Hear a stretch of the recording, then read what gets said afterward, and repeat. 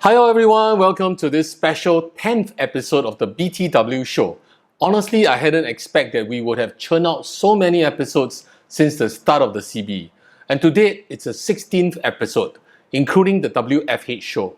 The initial idea was to do a short series during the lockdown period in Singapore, and now here we are. Thank you for all the encouragement as well as the support that I'm getting. Despite doing a day job, taking care of my family and my other commitments, I enjoy sharing and will continue to put up more great content.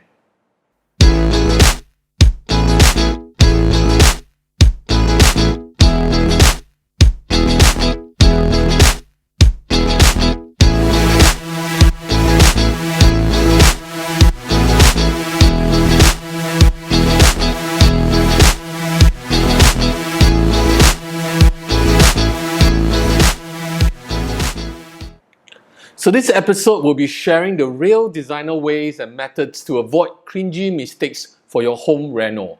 But before we begin to explore this subject matter, please help me by hitting, smashing and pounding the subscription button at the bottom right. Thank you so much. Remember last episode's fake marble example? Well, this week I'm going to share some good examples on how you can use marble laminates and make it work for your design.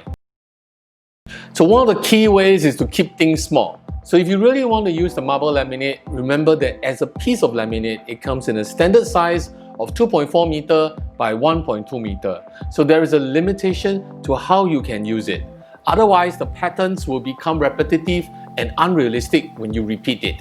Here is one method I would use if I have to use this material. I've chosen Amira Statuaro Gloss JAG 5658G laminate. The link is found in the description below. Now, since it's a 2.4 by 1.2 meter panel, it is sufficient enough to use it just as a wall feature. So assuming you have a TV feature and a console to create, I'm just going to use one single panel of this laminate to create this feature wall and couple it with an off-the-rack 8-foot run TV console.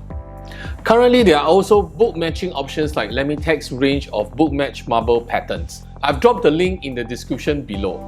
Lamitech has launched these two marble laminate designs in 2018 and is inspired by book match marble, and it looks set to change the way we designers use marble laminates for our home design. Now, I have no idea how the name is pronounced, so don't ask me to read them. What I do know is actually done with special printing techniques. It is unlike regular laminates which are printed with the gravure method to achieve repeated patterns. The design of these laminates are not repeated. Instead, they each present the unique veining seen on one full slab of marble. So that's really good. Remember to note that it is important to create a realistic setting and situation. That will be the winning formula in using nature-inspired laminates in your designs. Another one of those cringy bad idea mistakes is the bad ceiling designs. In the last episode, I actually talked about and showed you some of the methods fake IDs use to save money on the false ceiling design. Today, I'm going to show some good examples. Very good! So you need to understand that when people started introducing false ceiling into the local scene for home renovation, they did it with the intention to house down lights. So lighting and false ceiling, they actually go hand in hand. And if you want to have an even spread of light, and to conceal all those unsightly trunkings, then false ceiling is the way to go. So if you do it right, false ceiling can actually provide more lighting options such as cove lighting, which is good to layer your lighting options in a space and help spread out the lighting. Larger L boxes can be used on one side of the room as opposed to going around the circumference of the space. If you pair this with cove lighting, it will give the space a more modern, asymmetrical approach. Very good! The part that is not covered by false ceiling will also help make the space look higher too. Very, very good! Don't make the mistake of installing lights in favor of creating a balanced look only on the ceiling.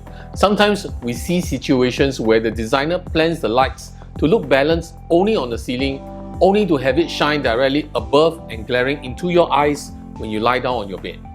Or when the lights are meant to shine onto paintings or wall features, but someone forgot to measure up beforehand, and just like this image shown here, we ended up with misaligned lighting on the artworks.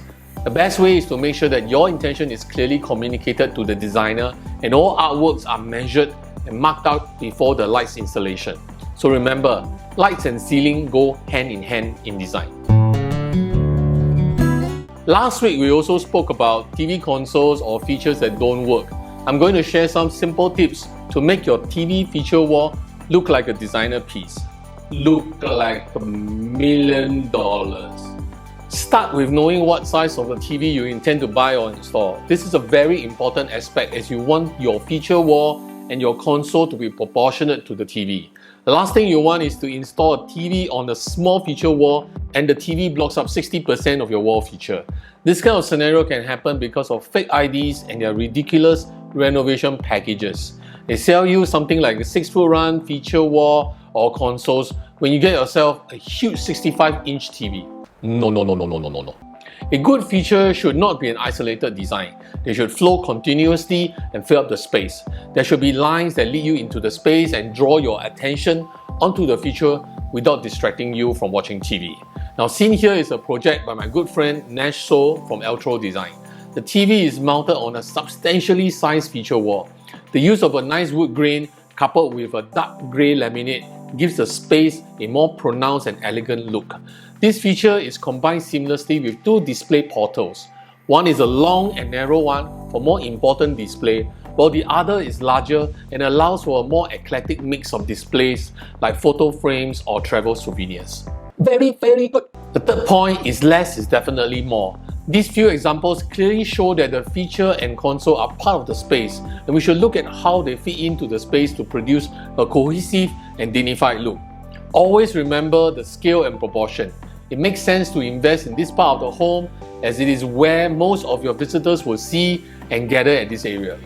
Okay, that will have to do for today's sharing. I hope you have learned something and remember that the greatest threat to our industry is definitely ignorance. Subscribe, leave a comment and give me a like if you enjoyed today's content. Thank you and I'll see you guys real soon.